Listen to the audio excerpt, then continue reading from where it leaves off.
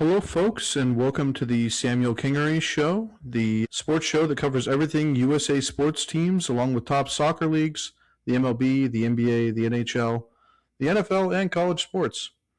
On this, my inaugural episode, I will be covering the latest U.S. men's national team camp, where our boys in the red, white, and blue got together to play Belgium and Portugal in the last camp before the World Cup roster is announced.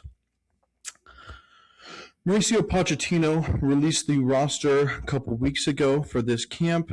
It goes as follows, or went as follows, now that the camp has concluded. Chris Brady of the Chicago Fire, Roman Celentano of FC Cincinnati, Matt Freese of New York City FC, and Matt Turner of the New England Revolution are all goalkeepers on the team. Matt Turner was our starter in the last World Cup and has since this past year been replaced by Matt Freese after a good Gold Cup performance, including a performance where he stopped multiple penalties. Of the two, both are pretty evenly matched in both their distribution with their feet, which is poor for both, and their shot stopping, which is pretty decent. As of right now, Matt Freese usually gets the nod because of his ability to stop penalties as far as he's shown us. For the defenders, Max Arfston of the Columbus Crew, Alex Freeman of Villarreal, recently got that move to Villarreal from Orlando City.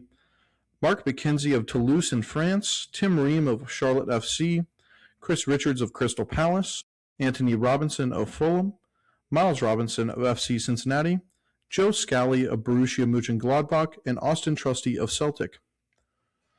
So, pre this camp, it appeared that we were actually settling into a three center-back formation with two wing-backs that would join the midfield in a 3-5-2 or a 3-4-2-1. This camp, we reverted back to what we had also played before, which was a four-man backline, including two center-backs and a right-back and a left-back. Of those two starting formations, what it had appeared to be settled on for the most part was Chris Richards for sure in one of the center-back spots, and usually in the center of the three-man or on the right of the two-man. And then Tim Ream, the elder statesman of the team, which we will get to his age and what we saw this camp, he was playing either that left center back in the two-man or the left wide center back in the three-man. And then the third center back was kind of up in the air on the three-back rotation. Mark McKenzie had gotten his shot. Interestingly enough, Alex Freeman, who is traditionally a right back, that's how he grew up, showed some promise as center back, and I have some thoughts on that later. And Miles Robinson had gotten his chance. Miles Robinson was actually replaced early in this camp because of an injury. Austin Trusty would be an interesting look at as he plays in that both a three-man and two-man backline for Celtic right now. And he did get his shot this camp as well. In the midfield, usually either two-men or three-men midfield for us. Sebastian Berhalter was in the roster from the Vancouver Whitecaps, son of former coach Greg. Johnny Cardoso of Atletico Madrid was there, Weston McKennie of Juventus, Aidan Morris of Middlesbrough, Giovanni Reyna of Borussia Mönchengladbach, Christian Roldan of the Seattle Sounders, Tanner Tessman of Olympique Lyon in France, and Malik Tillman of Bayer Leverkusen in Germany. These midfielders, this position group, it is missing Tyler Adams, who is out on injury. As well as I should mention for the defender, Serginho Dest of PSV Eindhoven is also missing. So he's missing from the defender group, and Tyler Adams is missing from the midfielders, both missing due to injury, not because they were dropped from the team. Of these starters, usually what you would try to see is a Tyler Adams, Weston McKennie, Johnny Cardoso, Weston McKennie, something like that in the two-man midfield. Maybe Weston McKennie pushing higher, and then Tanner Tessman and Tyler Adams or Johnny Cardoso and Tanner Tessman usually would be our strongest lineup, and maybe Weston McKennie paired with Gio Reyna or Malik Tillman in the double attacking midfielder roles. Of the forwards, we have Brendan Aronson from Leeds United, Patrick Agyemang of Derby County, Valerian Balogun of Monaco, Ricardo Pepi of PSV Eindhoven, the talisman and the main man of the United States national team, Christian Pulisic from AC Milan, and Tim Weah, yes, the son of legendary soccer player George Weah, and the president of Liberia, George Weah. He plays for Olympique Marseille right now. So usually, before this camp, I mentioned we were lining up a 3-4-2-1. The two attacking midfielders would be a combination of one of the forwards, like a Christian Pulisic or Brendan Aronson, and then usually Gio Reyna would step into that position, or Malik Tillman, or maybe even a Weston McKennie. So, like I mentioned, Sir Junior S and Tyler Adams both missed due to injuries. Haji Wright, another guy in contention for a striker spot, was missed out due to injury. Bigger names that missed that could have been here are guys like Leonard Maloney or Christoph Lund, who both play in the German league. One Maloney is a defending midfielder / center back, and Christoph Lund is a outside back, traditionally a left back. Diego Luna misses his first camp. I think he missed for Pochettino and all Pochettino's tenure. And Alejandro Zendejas, who's been playing very well for Club America, also misses out, where he'd be taking one of those winger or attacking midfielder spots. Overall, before the camp, I thought this was a good roster. There's definitely players who I would not choose, but it was pretty close to a World Cup roster, and I was excited for the games. We have a lot of guys with good European club experience, hitting their primes. If we play the right way, I think we could be dangerous versus our two opponents, Belgium and Portugal. My main concerns for the team is our goalkeeping being as weak as it's ever been. Traditionally, the United States national team actually does have very strong goalkeeping. The likes of Tim Howard, who has the record for saves in a knockout game in a World Cup, which was also against Belgium in 2014. Brad Friedel also was Casey Keller was a good goalkeeper. Just lots of good goalkeepers, great shot stoppers, guys who played in Europe, and now we don't really have anyone. There are a couple young guys that possibly could step into that role eventually, but not this cycle. It seems like it's between Freese and Turner. Giovanni Reyna is an interesting inclusion, as Poch has said in the past that he wants his players to be playing, but Gio Reyna basically has not played soccer since the last camp in November. He's a special exception, though, as Gio Reyna is one of the very few players in the entirety of the United States player pool. And that's right, I mean all the way from our 5-year-olds to professional, high-level senior team players. He's one of the only people that has the profile that can, what is called pick a lock. When a team is bunkering, Gio Reyna is a player that can pick that final pass, that can get through some guys, that can find something that gets through and breaks that lock and allows us to score a goal against a team if they're really just defending against us.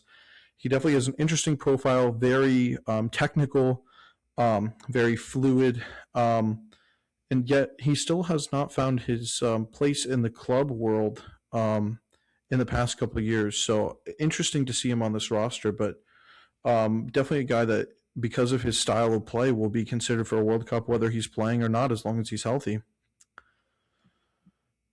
So, a couple roster notes. The average age of the roster was 26 years, 144 days of the first day of training. The 27-player squad averages around 31 caps, 31 appearances for the United States.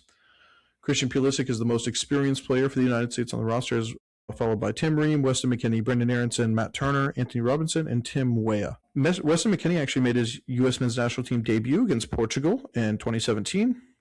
6 players on this roster played in the Champions League this season: Valerian Balogun, Johnny Cardoso, Weston McKennie, Ricardo Pepi, Malik Tillman, and Tim Weah. Weston McKennie became the 3rd midfielder to reach 10 goals in the Champions League all-time for Juventus.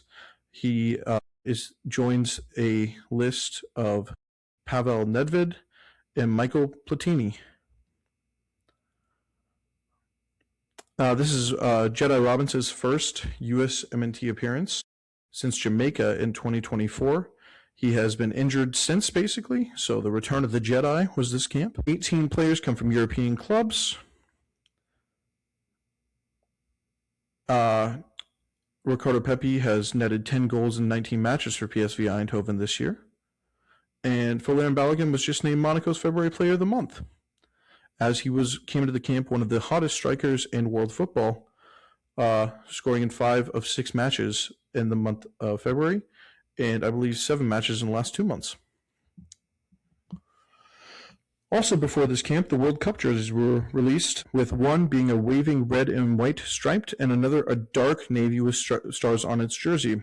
After seeing the jerseys on the field, I can definitively say at least the red and white one is excellent. There was an issue with it, which we will get into eventually when I get into that game, but it definitely looks very, very nice. And the dark navy is a little dark for my care, but I do understand it, and I think it looks good as well. Here was the problem and the reason why these jerseys are so good this time. In the last World Cup, I called them out on my own Twitter. Nike was so lazy that they made our jersey a different red, white, and blue colorway version of a PSG. Paris Saint-Germain is a club that is also red, white, and blue, if you do not know. But they made it a colorway of one of their warm-up jerseys. One of their warm-up jerseys for Paris Saint-Germain, they recolored it to USA red, white, and blue and made it our World Cup jersey. Nike tried to bullshit us, saying it looked like an American football jersey. It mostly just didn't look good at all. Everyone knew it. A lot of people called it out, and it was so bad that the players kind of had a mini protest when they were modeling them for pictures.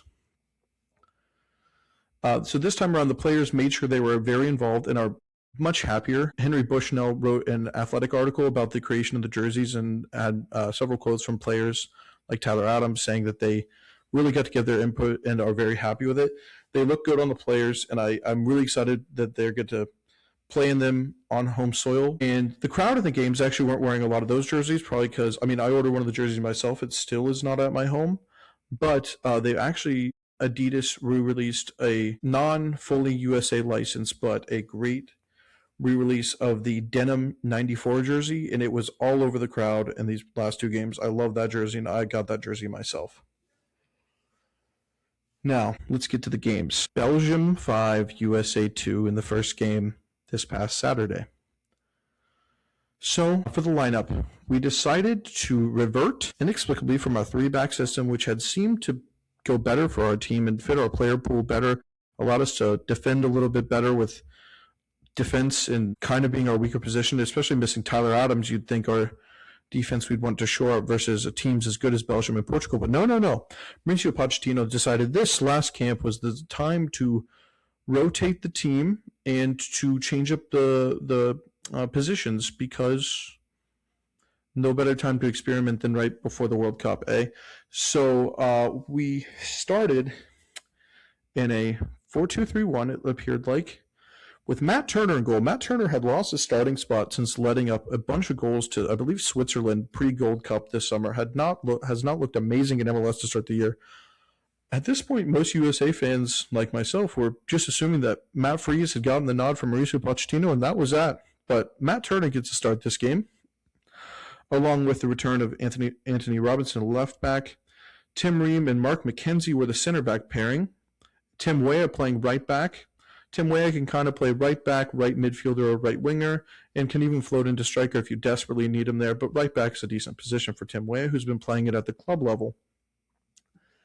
Tanner Tessman and Johnny Cardoso started in the double pivot. Christian Pulisic in his traditional left wing. Malik Tillman playing his traditional attacking midfielder. Weston McKennie playing right wing. Weston McKennie, as soccer fans know, is a true jack of all trades. He has played every position professionally except for goalkeeper, and I do have a sneaking suspicion because of his athleticism that he might be the super emergency backup goalkeeper for Juventus and the U.S. men's national team. So maybe one day he'll truly complete the full cycle and go for all 11. But he kind of has been playing an attacking midfielder, right winger, different role for Juventus this year, just wherever they need him. He's played every position nearly, so he starts a right wing. And Fuller and Balogun are starting 9 up top. This is a strong starting lineup. My only concern at this lineup is Tim Ream's age, which ended up showing, and just how exactly the pairing of Cardoso and Tessman, who I don't believe have played much together, if at all, was going to go. Also, just the change of the lineup in general and why we decided to change the lineup. The first half, well, we decided to play decent, I think. It was 1-1 after the first half. Weston McKennie scored a goal, and then Van Basten scored on a long-range effort near the end of the half. We arguably, I think, played equal to or better than them for the first half. Most of their shots were from outside the box or close. Our shots were much closer, and I think we had about the same amount of shots. I think we were playing okay. The second half was an utter tragedy. We started with subbing on Christian Roldan. So it was a planned sub. Johnny Cardoso was planned to sub off. He was having some discomfort in his knee, I believe, and he played okay. He had moments where he showed what he can bring, and in my opinion, he had done enough in the game against a good quality opponent in Belgium, and definitely I think he's done enough for Atletico Madrid to be picked for our World Cup squad. I hope Pochettino sees the same way, but the only thing consistent with Pochettino has been his inconsistency as far as his U.S. men's national team tenure. Christian Roldan played in the second half after the substitution at halftime. All respect to Christian Roldan, longtime career MLS player, very good pro. Christian Roldan has made it clear over the years that he is not made for the level of competition of international football, especially when we're playing top European, South Americans, and top even Asian sides. He just simply is not at that level. Great player, much better than me or basically anyone I'm sure who's listening. No disrespect to the man or his family or anything else. He simply is not able to play at the level that we need him to. He has nearly 50 caps and he only has 1 assist in his time in a USA jersey. He's played against a lot of teams that he should be way better than them, and he still has not really shown out. He's only had 1 really good game as far as I remember, and I've watched way too many games where Christian Roldan has played for the US. What doesn't make sense to me is why not move Weston McKennie, who's playing right winger, or kind of an attacking midfielder, a little bit of a hybrid role. Why not move him back into his traditional midfielder number 8 role that's his traditional role.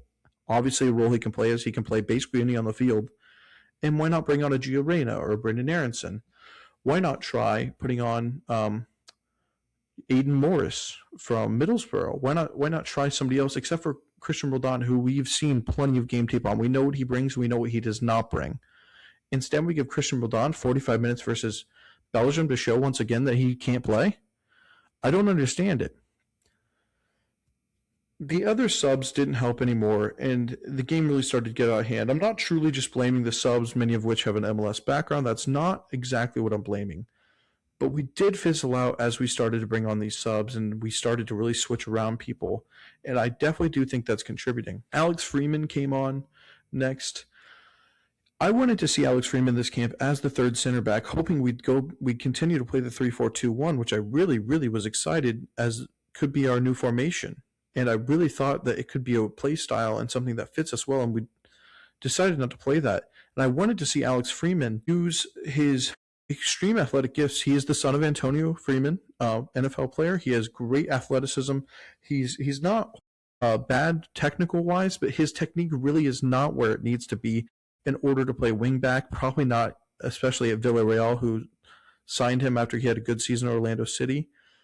But I can actually see him long-term having an effect as a center back, especially in a third center back pairing where he does get to play a little wider, but is not exactly bombing up the field like a wingback. And we didn't get to see it because we changed the roster around. And he's one of the players, the guys that Pochettino has found and brought into the team that I actually do think should be on the team and I actually want to see more minutes for. But I want to see it in that center back role where he can use his athletic gifts to defend and to keep up with players. Perhaps I wanted to see him against Jeremy Doku, that left winger for Belgium, see how he did. But instead, we saw him as a wing back, and defensively he was fine. But he just really, I don't think has the offensive ability to go forward, especially not at this level. Then we brought on Max Arvston. Max Arvston is a MLS winger who plays wingback. Max Arvston, I'm not going to be nice to in the same way that I was nicer to Christian Roldan or Alex Freeman. Max Arvston cannot defend. He cannot do it. He barely does it in the MLS. He is not good at it. He cannot defend. He cannot defend versus Mexico. He cannot defend versus Canada, much less defending versus Belgium, much less defending versus Portugal, much less defending versus England, much less defending versus Brazil. He cannot do it. He gets destroyed, cut open when he defends.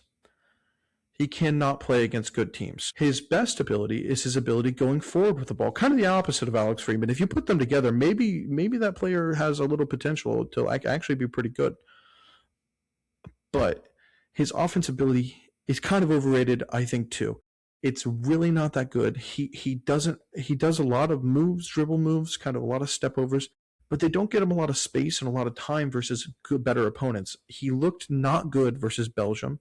Yeah, sure, he can do a lot of step overs when we're playing, Jamaica maybe, or a worse team, but versus these high-level European teams, he doesn't get open. He doesn't get the time and space he needs to be effective to send in crosses, which he's not bad at crossing the ball, but if he doesn't have the time and the space, he can't do it. And I just genuinely, I do not think Max Arston can be on this team. He cannot play in a World Cup where if any defender is above bang average, if any attacker, right winger, as he plays on the left side, if any right winger is above average, they destroy him. And that cannot happen. That especially cannot happen if we are playing Tim Ream by him, but we'll get to that in a second. Sebastian Berhalter also came on. Sebastian Berhalter is basically, here's the positives of Sebastian Berhalter. Sebastian Berhalter really cares. He does. He really, really cares. And he can deliver a really wicked set piece. He delivered a couple wicked set pieces versus Uruguay. When a lot of these guys played, I understand all these guys I'm kind of having problems with. They all played versus Uruguay, which we had one of our biggest wins versus a good team ever. I understand that. I think Uruguay was in a really bad place mentally. They were having a mutiny against their coach, and I think we should take every friendly game with a grain of salt a little bit. I understand they played versus Uruguay, but now we've seen him versus high-level European opponents, and this is what happened. He can deliver a good set piece. The problem is he cannot just play the game for set pieces. He has to play on the field. He has to be able to keep up defensively. He has to be able to offer something in the build-out and the attack, and he doesn't do it. He simply just doesn't have the ability. At this stage of his career, his age, he probably won't have that ability ever, especially against high-level opponents. He looks lost. I understand the positives he gives, and he really does care. This is not a problem of caring with Sebastian Berhalter, but he doesn't have the ability to play on the field versus especially teams like Portugal and Brazil and Belgium.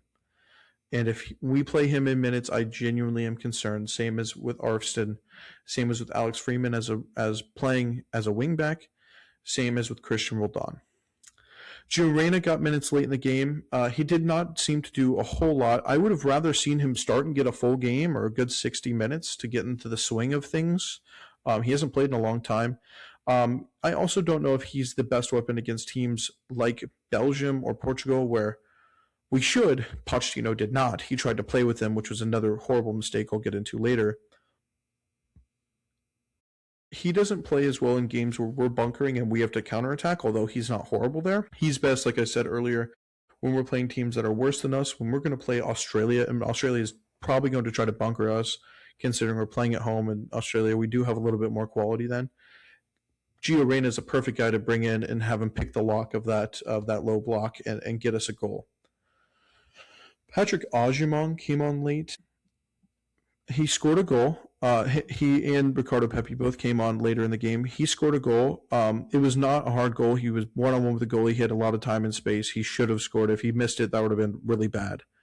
It was set up by a good press by him and Ricardo Pepi. Ricardo Pepi stole the ball, got the assist. But it was so late in the friendly, Belgium wasn't really caring about the game. The game was over, but good for him. He scored a goal. Pepi got an assist, goal contribution. Good for them. It was really not a good showing, especially in the second half. The first half was decent, showed what we could play if we were healthy and we had a decent lineup. We could play with them possibly. The second half, with our subs, with how we just wilted, was pathetic, and it needs to be better. Here's the jersey matchup I was going to talk about. We wore red and white jerseys for this game. They look good on the players, but Belgium was in these kind of white, pinkish jerseys, if I remember. And it was very hard as a viewer, especially, to kind of make sure I knew, with soccer, with the you're kind of far away from the players. It was a little harder to actually see.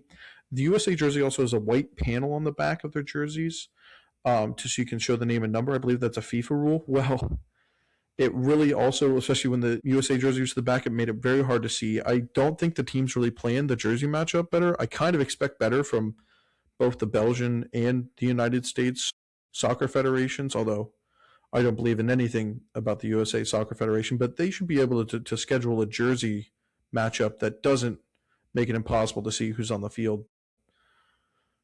That's a minor thing, but it definitely affected the viewing. Some players did claim it messed them up too. I know Christian Pulisic did, but honestly, Christian Pulisic needs to play better than he did. So definitely not an excuse for how they played, but it was harder to see. So we had that disappointment. We go into a Portugal game. Portugal's a much better side than Belgium is, and I didn't have a lot of faith. And yes, the scoreline was technically closer, but it was not better. and arguably it was worse. Portugal 2, USA 0.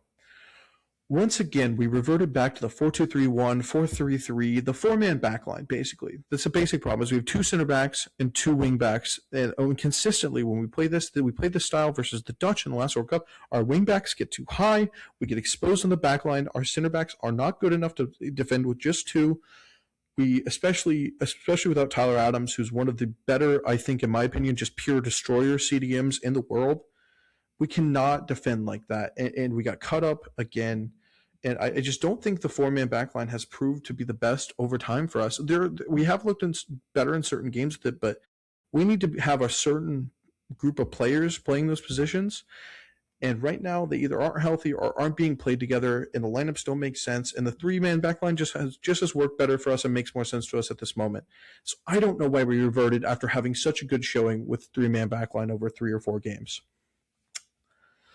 Freeze back in the lineup instead of Matt Turner. Matt Turner led in a couple, not soft, but goals that world-class goalkeepers wouldn't let in. So not the best performance ever, but not horrible. Back to Matt Freeze. I don't know what the point of benching Matt Freeze was. If you're just probably going to go back to him anyway, I guess to give Matt Turner one last chance. But honestly, at this point, you're probably playing Matt Freeze anyway. I mean, so just a weird choice. But Freeze is back. We decided to start Sebastian Berhalter versus Portugal, which is just... I can't explain it. Aidan Morris got the start next to Sebastian Berhalter in that double pivot or that three-man midfielder that Weston McKennie was also in, depending on how you kind of see and watch the game. I couldn't really tell if it was a three-man midfielder or a 4-2-3-1 where we have two holding midfielders. I don't think Berhalter is the best pairing for Aidan Morris, and I don't think they bring out the best in each other, and I can kind of feel unfortunate for Aidan Morris that he had to deal with that. The worst part of this whole thing is that we brought 3 center forwards to camp. We brought Ricardo Pepi, Folair, and Balogun. Balogun is arguably the starter and probably one of the best strikers we've ever had. Pepi is rumored to get a big move to the Premier League, is our second best striker. Just really those are our 1-2, really should be. We have guys like Haji Wright coming up the back, but he's injured. And then Ajimong has, after some talk from the USA fans about Ajimong's overall ability, which I still do not think he's technically, with his technique, a good soccer player, honestly. But he's big and he's fast and he can head in goals and he can be a big presence in the box, so I don't mind him being on the roster. But all 3 were in the roster. And we decided to start Christian Pulisic, a 5'8" at best player at striker. Christian Pulisic does not play. He plays striker, but not really. He's not like a traditional striker. Definitely not in a 4-3-3 or 4-2-3-1. He is not a single striker. He can play a double striker and play off a bigger striker or something, or maybe kind of like a wider striker where they kind of attack in tandems. He is not a single target striker. He never has been. He never will be. He's not big enough. He's not strong enough. He doesn't play that game. And we brought all 3 of these number 9s and we started him at striker after he had a horrible game. I don't know why. Very worrisome decisions all around on these starting lineups and on the substitutions by Mauricio Pochettino this camp. Once again, we didn't play awful in this first half. It wasn't as close as the Belgium first half, though. Obviously, because we were down 1-0 at halftime, it never felt like we were really in the game, but we didn't play horrible. Second half, once again, I think a lot of the feeling about this game was from how bad the second half of the last game was, where this game wasn't god-awful, but it wasn't ever good. We never felt like we were in the game. It ended 2-0, and it felt like for a lot of the game, Portugal kind of took their foot off the gas. It felt like they could really score whenever they wanted to. They just didn't want to. They were kind of playing not to get injured and to just play. And we never felt like we were in the game, where at least in the first half of the Belgium game, it felt like, hey, maybe we have a shot here. Christian Pulisic, it's time to have a really deep talk about him. He has had the worst game. He had the worst game I've ever seen from him, maybe in a USA jersey, one of the worst at least. He got a yellow card. He was being a petulant brat. I mean, it was just... It's not good. It's not good enough. And you know what? He hasn't played well so far in 2026. He had a blazing start to 2025 for Milan. He has not really ever played amazing for Mauricio Pochettino. And I don't know what the problem is, but he better figure it out. I'm going to be honest. There's lots of rumors about him and his personal life. I won't get into any of those because I don't know what's true. I personally, I love Christian Pulisic. I love a lot of things about him. He's our best player ever, but damn, Christian, like, it has to be better, man. You have to perform better. We're coming into a home World Cup, a World Cup that is as important as any gets, and it just isn't good enough. I don't know what he needs to do. I'm not a professional soccer coach. A lot of times I hear when you're in bad form like he is, and this has been a problem he's had with the U.S. men's national team especially. He tries almost too hard. He's trying too hard. He's trying to dribble through players. He's trying to force the game to come to him. When I think that what a lot of coaches and a lot of people say is you have to quit forcing and start just letting the game to come to you, and doing the little things right is better than trying to dribble your way through six people, whining for calls. I just don't think he has quite figured that out yet. He needs to start, because it's getting late in his career to figure out what gets him back into form. He's a hot and cold player, and he needs to get hot fast. Morris did not overly impress me, but it wasn't awful. Berhalter is the same thing, different day. He just cannot play on the field versus good teams. Cannot do it. He can deliver a set piece with the best of them, I guess. Not really, but he can deliver a good set piece for sure. But he can. The problem is the other 85 minutes of the game he actually has to play on the field, and he can't do it. The problem with players like Berhalter and Christian Roldan, it's not a lack of quality. It's not a lack of effort, I should say. It's not that they don't care. Christian Roldan, Sebastian Berhalter, even like an Aiden Morris, these guys, Max Arston, it's not that I'm seeing that they don't care. That's not what I'm saying. And I'm not saying that the better players like Weston McKennie, Christian Pulisic, that they don't care either. I think they care too. But the problem for the guys that really look out of place is not a lack of effort. It's a lack of quality. It's the same as, I'm not a good athlete, but if you have me defend anyone who's good at sports, I don't look like I'm trying, because they just blaze right past me. I'm not good at it. It's kind of the same thing. It's a lack of quality. And if we try to force guys who are not up to the level to play to the level, it's not going to go well for us. And we saw what happened last time. We played Netherlands in the World Cup, round of 16, I believe, in the last World Cup, the first knockout game. We got destroyed by the Netherlands. Louis van Gaal coached circles around Greg Berhalter. We started Jesus Ferreira up top as a withdrawn striker, a false nine, and he looked like he was out of place, was playing a different sport, because he basically is. He does not play high-level football, and it's just time that we understand that there's a difference. I'm not saying that no MLS player can ever play soccer for the U.S. men's national team. I am not saying that every European player is 100% better. I'm not claiming any of that. What I'm claiming is these current players that we have playing cannot play to the level we need them to, and it's really, I cannot believe they're still getting time on this team, and if we decide to play them in the World Cup, I think we could be in real trouble. We subbed the rest of the team in this Portugal game on at weird intervals. Everyone got to play except for two names, which I'll get into in a second. But we subbed everyone on in weird intervals. We subbed on Tanner Tessman, Patrick Agyemang, Arston, Tessman, and Agyemang came in the 46th. Scally Balogun came on in the 67th.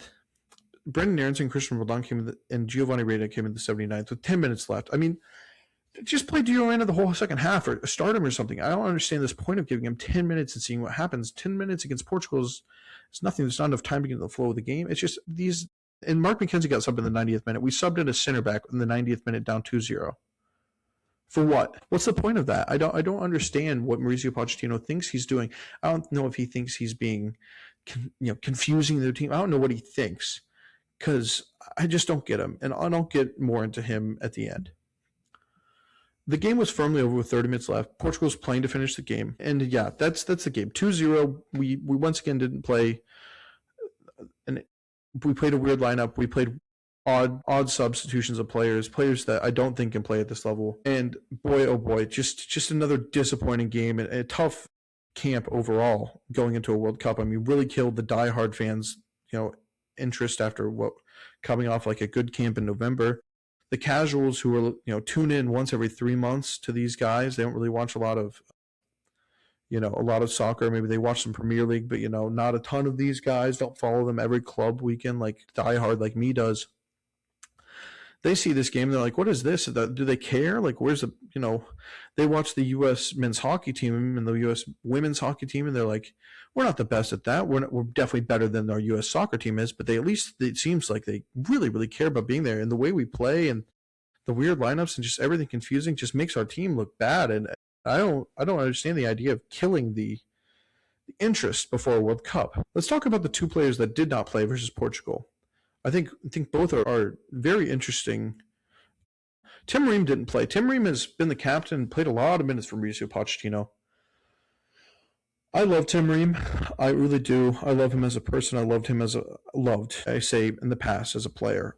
He's a St. Louis native. It's the city that I mainly support in soccer and baseball and hockey, and that's the city that I lived close to as a kid. And he's a St. Louis guy. He was a really good player. He played if he had played the way he did for Fulham in 2021, 2022, 2023, that season, he played incredible for Fulham. Unfortunately, he was old when he did that. He was like 36 or 37 when he played his best season in the Premier League ever.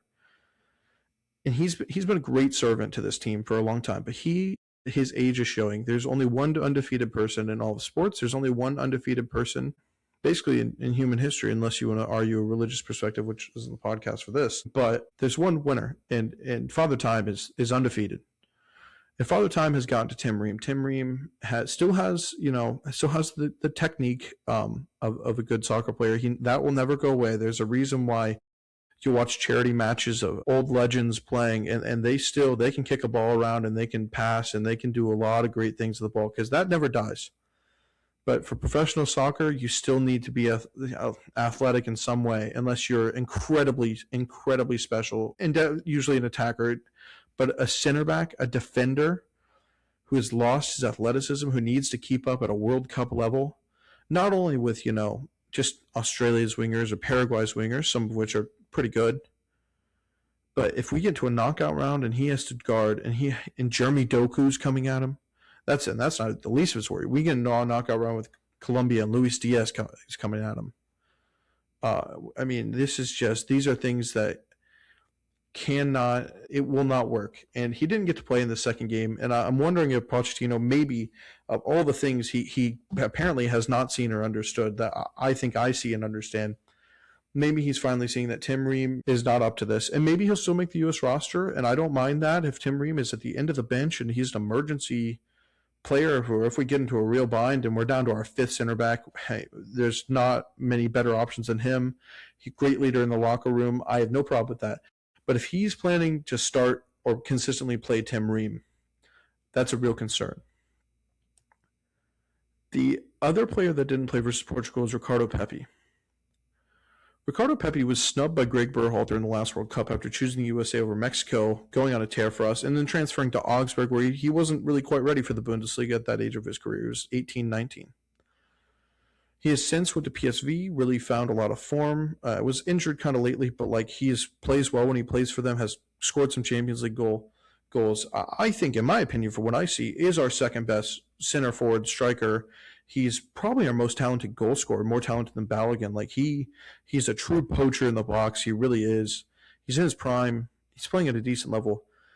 And if he doesn't make this World Cup as well, if he's getting cut for Patrick Agyemang, it's the most done dirty dual national player I've ever seen, maybe. I mean, it makes me think of some of the other guys that we could have brought for this team. We could have brought Christoph Lund for this team, like I mentioned.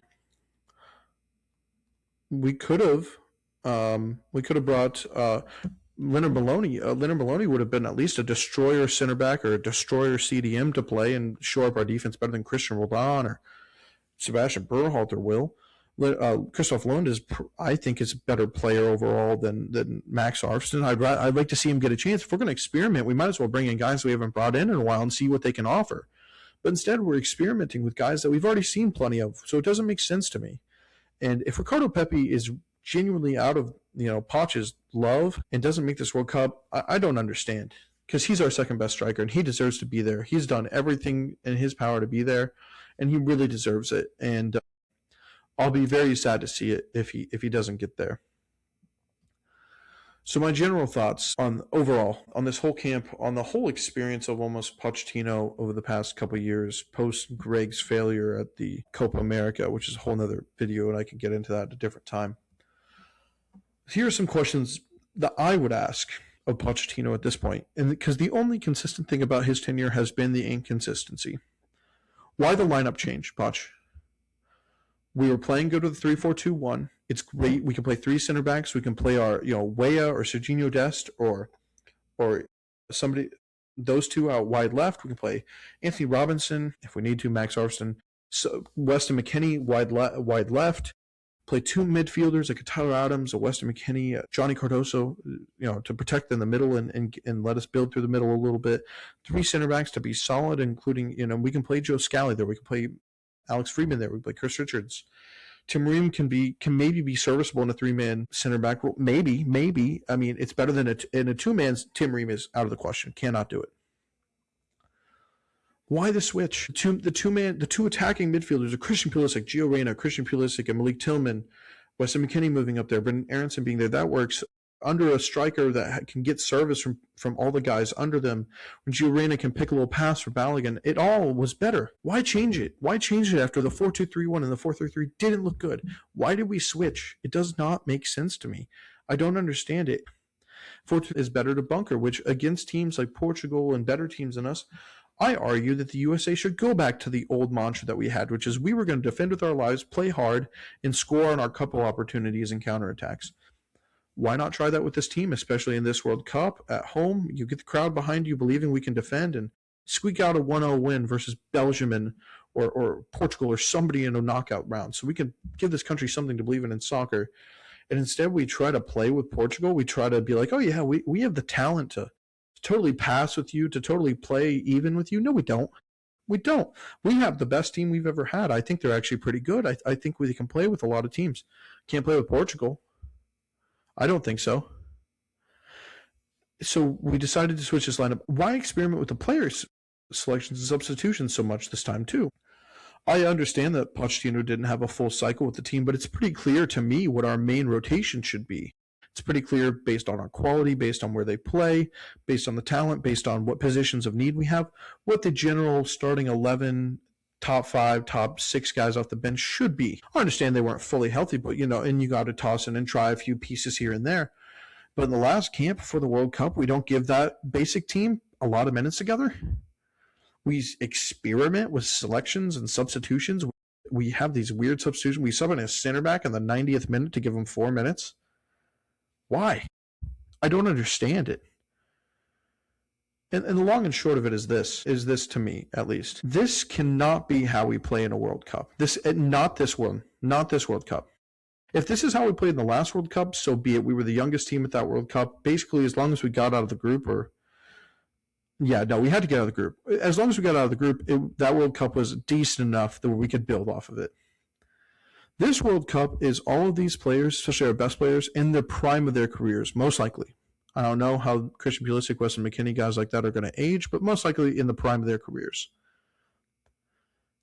This World Cup is on home soil. This is the World Cup that we have a shot to do something. I'm not saying we're going to win a World Cup. Anyone who sits around here and tells you that we're going to win a World Cup or even make that final game is they are on something. I am impressed by their belief level. I hope that's what happens. If we win a World Cup, I'll be crying, but that's not what's going to happen. 99.9% of the time, that is not what is going to happen. But we need to have a good showing. We need to show people that this team is actually pretty good, and maybe one day we could be good at men's soccer. We could be one of the elite teams and bring soccer to another level.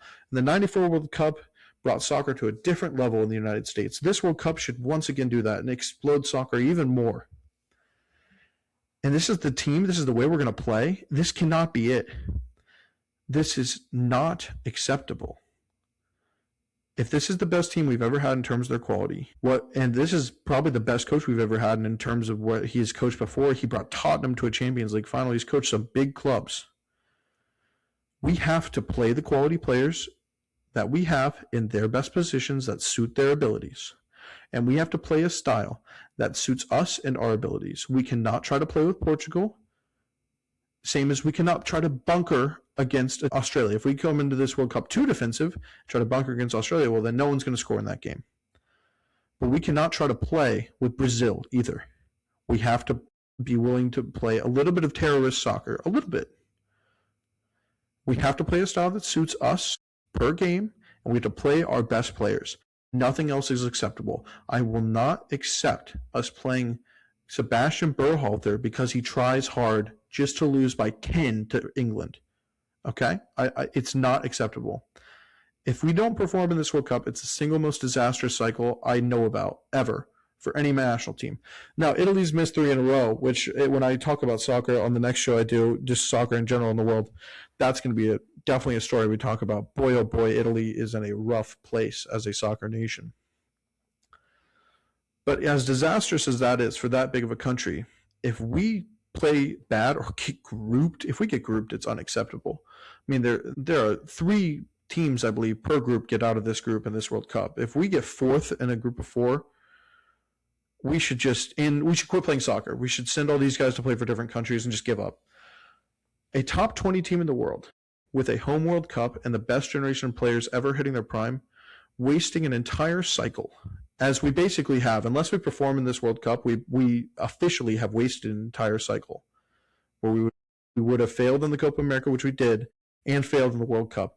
We waste on 2 coaches who have screwed up royally in their own ways, a soccer governing body that is as incompetent, as greedy, and as pathetic as it gets, who try to propagandize us at every moment, and players who should be better, but we never see it on the field for us.